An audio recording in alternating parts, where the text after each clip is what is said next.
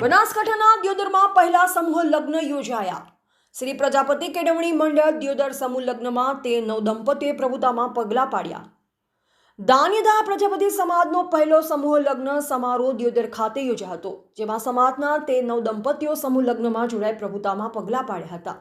સમૂહ લગ્નમાં દરેક દીકરીઓને દાતાઓ દ્વારા કરિયાવર ચીજવસ્તુઓની ભેટ આપવામાં આવી। આ સમૂહ લગ્નમાં સમાજના અગ્રણીઓ સહિત સમાજના લોકો મોટી સંખ્યામાં ઉપસ્થિત રહ્યા હતા।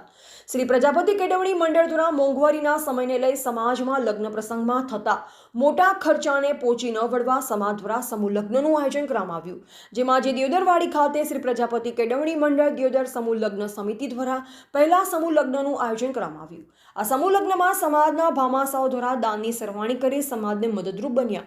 સમૂહ લગ્ન સમિતિ તેમજ યુવા ટીમ દ્વારા પહેલા સમૂહ લગ્નમાં ચા પાણી ભોજન સહિતની વ્યવસ્થાનું સુંદર આયોજન કરી સમૂહ લગ્ન સંપન્ન કર્યા હતા। આ સમૂહ લગ્ન સમિતિના પ્રમુખ કરસનજી શંકરજી, કેળવણી મંડળ પ્રમુખ હરિજી લાધાજી પ્રજાપતિ સહિત સમાજના અગ્રણીઓ ઉપસ્થિત રહ્યા હતા।